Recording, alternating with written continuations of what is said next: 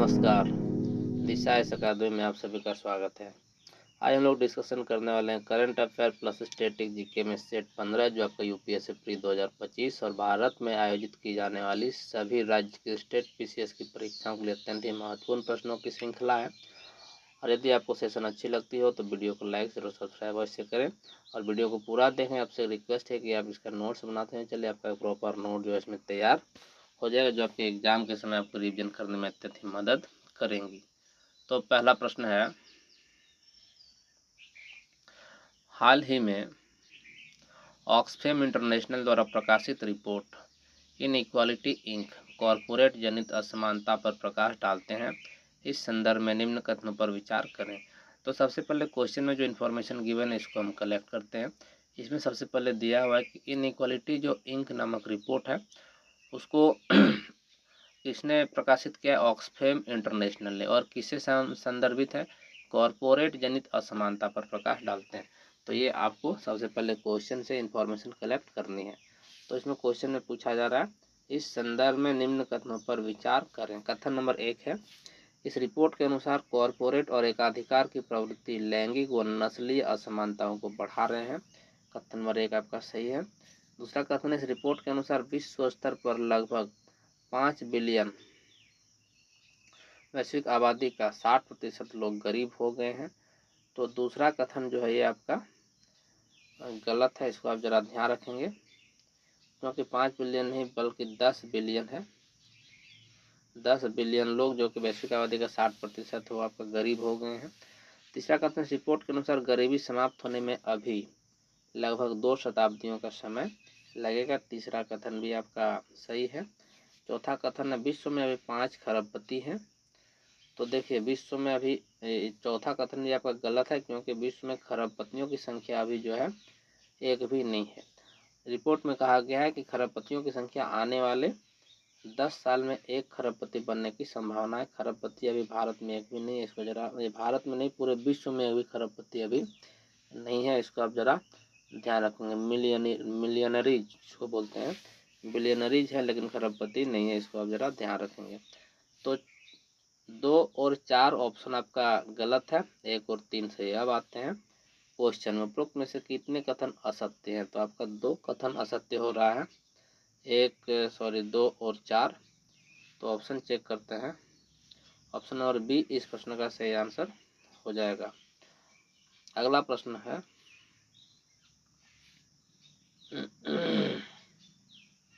विश्व स्वास्थ्य संगठन ने 2000 से 2030 के दौरान तंबाकू सेवन के प्रचलन में रुझान पर रिपोर्ट जारी की है। इस संबंध में निम्नलिखित पर विचार करें।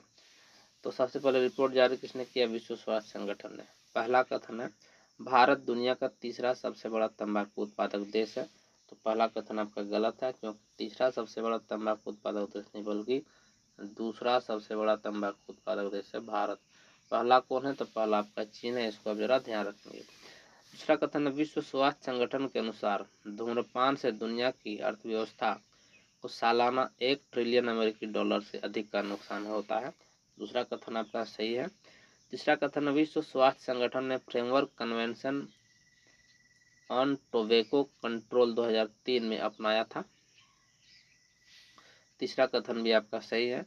चौथा कथन है, भारत ने इस कन्वेंशन में हस्ताक्षर नहीं किए हैं। तो चौथा कथन आपका गलत है, क्योंकि इस कन्वेंशन FCTC नामक जो कन्वेंशन है इस पर भारत ने 2004 में हस्ताक्षर किए थे। 2004 में भारत ने इस पर हस्ताक्षर किए थे, इसको जरा ध्यान रखेंगे। क्वेश्चन में पूछा उपरोक्त में से कौन कौन से कथन असत्य हैं? तो असत्य आपका है 1 और 4। तो 1 और 4 ऑप्शन में चेक करते हैं जरा। 1 और 4 आपका ऑप्शन नंबर सी में दिख रहा है, तो ऑप्शन नंबर सी इस प्रश्न का सही आंसर हो जाएगा। अगला प्रश्न है, हाल ही में समाचारों में सुर्खियों में रहे C4IR निम्न में से किससे संबंधित है? इस टर्म को आपको ध्यान रखना है, C4IR को। तो इसमें पहला ऑप्शन है, एक प्रकार की अफ्रीकी हाथी जो क्रिटिकली एंडेंजर्ड श्रेणी में है। तो ये ऑप्शन ए आपका गलत है। ऑप्शन बी है, ऑस्ट्रेलिया के तट पर पाए जाने वाला मूंगे की चट्टान, भी आपका गलत है। सी है, चौथी औद्योगिक क्रांति। ऑप्शन सी इस प्रश्न का सही आंसर है। बिल्कुल आप ध्यान रखिएगा, 4th इंडस्ट्रियल रिवोल्यूशन C4IR जो है यह किसको संदर्भित करती है? फोर्थ इंडस्ट्रियल रेवोल्यूशन को इसको आप जरा ध्यान में रखेंगे। ऑप्शन नंबर सी इस प्रश्न का सही आंसर हो जाएगा। प्रश्न संख्या 4 में पूछा जा रहा है, विश्व आर्थिक मंच ने चौथी औद्योगिक क्रांति केंद्र स्थापित करने का निर्णय लिया है, इस संबंध में गलत विकल्प का चयन करें। तो अत्यंत ही महत्वपूर्ण प्रश्न है। पहला ऑप्शन है, गलत विकल्प का चयन करने के लिए हमें इसमें बोला है। पहला ऑप्शन है, चौथी औद्योगिक क्रांति शब्दावली का इस्तेमाल सर्वप्रथम विश्व आर्थिक मंच के संस्थापक और कार्यकारी अध्यक्ष क्लॉस श्वाब ने किया था। तो पहला ऑप्शन आपका सही है। इन पॉइंट्स को आप जो है नोट करते हुए चलिए। पहला ऑप्शन आपका बिल्कुल सही है। आपका आंसर नहीं होगा लेकिन ऑप्शन आपका सही है। ऑप्शन बी है, चौथी औद्योगिक क्रांति केंद्र मुंबई में स्थापित किया गया है। तो ऑप्शन बी जो है यही आपका गलत है, इसको जरा आप ध्यान रखिएगा। ऑप्शन बी आपका गलत है और यही आपका हो जाएगा आंसर ऑप्शन नंबर बी। अगला प्रश्न है, इस क्रांति को अगला जो ऑप्शन है इसमें आपको पढ़ के बता देता हूँ, इसको जरा आप ध्यान रखेंगे। बल्कि जो मुंबई में नहीं बल्कि इसको जो स्थापित किया गया आपका हैदराबाद में स्थापित किया गया, इसको जरा ध्यान रखेंगे। ऑप्शन सी है, इसको मैं आपको पढ़ के बता देता हूँ। इस क्रांति को संभव बनाने वाली प्रौद्योगिकियों में शामिल है internet of things, robotics, virtual reality, artificial intelligence, quantum computing, 3D printing आदि। तो बिल्कुल अगर फोर्थ जो चौथी औद्योगिक क्रांति है उसको यदि बढ़ावा देना है तो इन सभी का बहुत ही महत्वपूर्ण रोल होने वाला है। ऑप्शन डी है, C4IR एक स्वायत्त और गैर लाभकारी संगठन के रूप में स्थापित किया जाएगा। ऑप्शन डी भी आपका सही है। इन पॉइंट्स को आप जो नोट करते हुए चलेंगे। प्रश्न संख्या 5 बहुत ही सुंदर प्रश्न है। इसमें पूछा जा रहा है, हाल ही में सुर्खियों में ब्रू जनजाति के संबंध में निम्न कथन पर विचार करें। ब्रू जनजाति हाल ही में सुर्खियों में था, तो इसको जरा हमें ध्यान रखना है। पहला कथन, इसे रियांग के नाम से भी जाना जाता है। बिल्कुल पहला कथन आपका सही है। दूसरा कथन है, यह जनजाति उत्तर पूर्व के सभी राज्यों में पाई जाती है। तो दूसरा कथन आपका गलत है, क्योंकि जो जनजाति है मिजोरम, असम और त्रिपुरा, इन राज्यों से जो है इनका संबंध है, इसको आप जरा ध्यान रखेंगे। तीसरा कथन, यह लोग काबरू भाषा बोलते हैं और तिब्बती बर्मी भाषा परिवार से हैं। तीसरा कथन आपका सही है। चौथा कथन, यह जनजाति होजागिरी नृत्य करती है। चौथा कथन भी आपका सही है। पांचवा कथन, इस जनजाति को हाल ही में त्रिपुरा में स्थायी रूप से बसाया गया। पांचवा कथन भी आपका सही है। क्वेश्चन पूछा जाए उपरोक्त में से कौन कौन से कथन सत्य हैं, तो आपका सिर्फ 2 गलत है, बाकी सब सही है। तो 2 जिसमें उसको हम काट देंगे। तो इसका सही आंसर ऑप्शन नंबर सी 1, 3, 4, 5। बहुत ही सुंदर प्रश्न था। प्रश्न संख्या 6 में पूछा जा रहा है, ग्लोबल कॉरपोरेशन बैरोमीटर 2024 के संबंध में निम्नलिखित कथन पर विचार करें। जो यह प्रश्न है अत्यंत ही महत्वपूर्ण है। ग्लोबल कॉरपोरेशन बैरोमीटर, तो इसमें 1 नंबर है, इसे विश्व आर्थिक मंच ने विकसित किया है। तो बिल्कुल ये आपका सही है। वर्ल्ड इकोनॉमिक फोरम WEF ने जो इसको विकसित किया है। दूसरा है, इस बैरोमीटर को मैकिन्से एंड कंपनी ने विकसित किया है। दूसरा भी आपका सही, अर्थात इन दोनों संगठनों ने मिलकर ग्लोबल कॉरपोरेशन बैरोमीटर 2024 जारी किया है। तो इसका सही आंसर हो जाएगा ऑप्शन नंबर सी 1 और 2। प्रश्न संख्या 7 बहुत ही महत्वपूर्ण प्रश्न है। इसमें पूछा जा रहा है,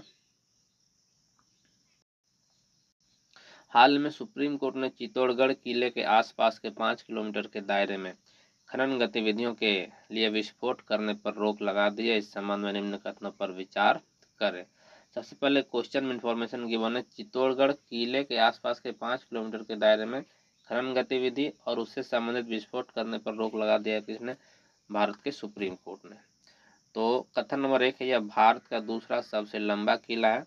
तो कथन नंबर 1 आपका गलत है, क्योंकि जो चित्तौड़गढ़ का किला है वो दूसरा नहीं बल्कि भारत का सबसे लंबा किला है। इसको जरा आप ध्यान रखेंगे।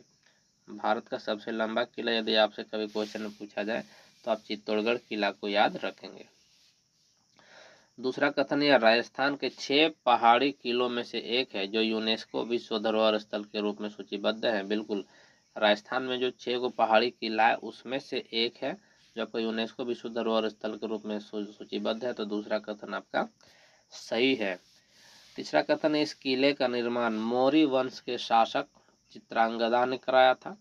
इस किले में 10 प्रवेश द्वार हैं, जिनका निर्माण मेवाड़ के शासक राणा कुंभा ने कराया था। तो तीसरा कथन आपका गलत है। क्यों गलत है? क्योंकि इस किले का निर्माण तो मौर्य वंश के शासक चित्रांगदा ने कराया था, लेकिन उस किले में प्रवेश द्वार 10 नहीं बल्कि 7 प्रवेश द्वार हैं, और जिनका निर्माण मेवाड़ के शासक राणा कुंभा ने कराया था, ये आपका सही है। तो ये 10 प्रवेश द्वार है, जिसके कारण ये आपका कथन गलत हो रहा है, बल्कि 7 प्रवेश द्वार है। इसको आप जरा ध्यान में रखेंगे। चौथा कथन है, राजस्थान के चित्तौड़गढ़ जिले में हर साल जौहर मेला आयोजित होता है। तो चौथा कथन आपका अत्यंत ही महत्वपूर्ण और ये आपका सही है। क्वेश्चन में पूछा जा रहा है उपरोक्त में से कितने कथन असत्य हैं? तो आपका 2 कथन असत्य हो रहा है। ऑप्शन नंबर बी इस प्रश्न का सही आंसर हो जाएगा। अत्यंत ही महत्वपूर्ण इंफॉर्मेशन गिवन है, जो कि आपके एग्जाम के दृष्टिकोण से और आपकी जानकारी के दृष्टिकोण से भी महत्वपूर्ण हो सकते हैं। प्रश्न संख्या 8 में पूछा जा रहा है, हाल के दिनों में कई रिपोर्ट यह बताते हैं कि कश्मीर में कम बर्फबारी हो रही है। इस संबंध में निम्न कथनों पर विचार करें। तो बिल्कुल बहुत ही महत्वपूर्ण प्रश्न है और बहुत ही सुंदर प्रश्न है। इससे आपके क्वेश्चन बनने की संभावना है। पहला कथन है, पश्चिमी विक्षोभ यह भूमध्य सागरीय क्षेत्र में उत्पन्न होते हैं। इसे सर्दियों के दौरान उत्तर और उत्तर पश्चिम भारत में वर्षा होती है। बिल्कुल पहला कथन आपका सही है। पश्चिमी विक्षोभ के कारण ही जो है उत्तर और उत्तर पश्चिम भारत में वर्षा होती है। कब? सर्दी के दिनों में, अर्थात नवंबर, दिसंबर या जनवरी के महीने में। इसको जरा आप ध्यान रखेंगे। और पश्चिमी विक्षोभ क्या है? यह भूमध्य सागरीय क्षेत्र में उत्पन्न होते हैं। यह एक प्रकार का चक्रवाती हवा है, एक प्रकार का हवा है जिससे बारिश कराती है उत्तर भारत के क्षेत्रों में। दूसरा कथन है, अल नीनो के सक्रिय होने से इस क्षेत्र में अधिक वर्षा होती है। दूसरा कथन आपका गलत है, क्योंकि अल नीनो के सक्रिय होने से उस क्षेत्र में वर्षा कम होती है। जरा आप ध्यान रखेंगे। तीसरा कथन है, अल नीनो एक ठंडी समुद्री जलधारा है। तो तीसरा कथन भी आपका गलत है क्योंकि अल नीनो जो है ठंडी नहीं बल्कि गर्म समुद्री जलधारा है। इसको आप ध्यान में रखेंगे। चौथा कथन, यह पेरू के तट पर चलती है। चौथा कथन भी आपका सही है। क्वेश्चन पूछा जाए उपरोक्त में से कौन कौन से कथन सत्य हैं? तो कथन आपका 1 और 4 सत्य हो रहा है। तो 1 और 4 ऑप्शन में चेक करते हैं। 1 और 4 आपको ऑप्शन नंबर सी में दिख रहा है। तो ऑप्शन नंबर सी इस प्रश्न का सही आंसर हो जाएगा। प्रश्न संख्या 9 में पूछा जा रहा है, हाल में सुर्खियों में राष्ट्रीय वीरभद्र मंदिर या लेपाक्षी मंदिर के संबंध में गलत विकल्प का चयन करें। देखिए, वीरभद्र मंदिर या लेपाक्षी मंदिर, दोनों मंदिर का नाम, इसको आप जरा ध्यान रखेंगे। तो गलत विकल्प का चयन करने के लिए पूछा जा रहा है। ऑप्शन नंबर ए है, यह मंदिर तमिलनाडु के अनंतपुर जिले में स्थित है। ऑप्शन नंबर ए ही आपका गलत है और यही हो जाएगा आंसर, क्योंकि जो यह मंदिर है लेपाक्षी मंदिर, ये आपका अनंतपुर जिले में तो है लेकिन तमिलनाडु राज्य में नहीं है, क्योंकि अनंतपुर जिला आपका आंध्र प्रदेश राज्य में पड़ेगा। इसको आप जरा ध्यान में रखिए। ऑप्शन बी है, यह मंदिर नंदी की सबसे बड़ी एकास्म मूर्ति तथा 7 फनों वाले सर्प के साथ नाग शिवलिंग के लिए प्रसिद्ध है। ऑप्शन बी आपका सही है। इस पॉइंट को आप नोट करते हुए चलेंगे। ऑप्शन सी है, इसे विजयनगर साम्राज्य के दौरान बनाया गया था। बिल्कुल ये भी आपका सही है। ऑप्शन डी, यह मंदिर आंध्र प्रदेश के अनंतपुर जिले में स्थित है। ऑप्शन डी भी आपका सही है। तो इस प्रश्न का सही आंसर हो गया आपका ऑप्शन नंबर ए। प्रश्न संख्या 10 में पूछा जा रहा है, दुनिया का सबसे बड़ा शीरा निर्यातक देश कौन सा है? तो इस प्रश्न का आपका सही आंसर है ऑप्शन नंबर सी, भारत। शीरा क्या है? शीरा जो है गन्ने का एक उप प्रोडक्ट है, उप उत्पाद है गन्ने का, और इसका सबसे बड़ा उत्पादक देश जो है भारत है। तो ये प्रश्न भी अत्यंत ही महत्वपूर्ण थे। कैसा लगा आपको सेशन? कमेंट सेक्शन में कमेंट करके बताइए। और यदि आपको सेशन अच्छा लगा हो तो वीडियो को लाइक शेयर और सब्सक्राइब अवश्य करिए, अपने मित्रों के साथ शेयर करिए और बेल आइकन को प्रेस कर लीजिए, ताकि जैसे मैं वीडियो अपलोड करूँ आपको नोटिफिकेशन मिलता रहे। धन्यवाद।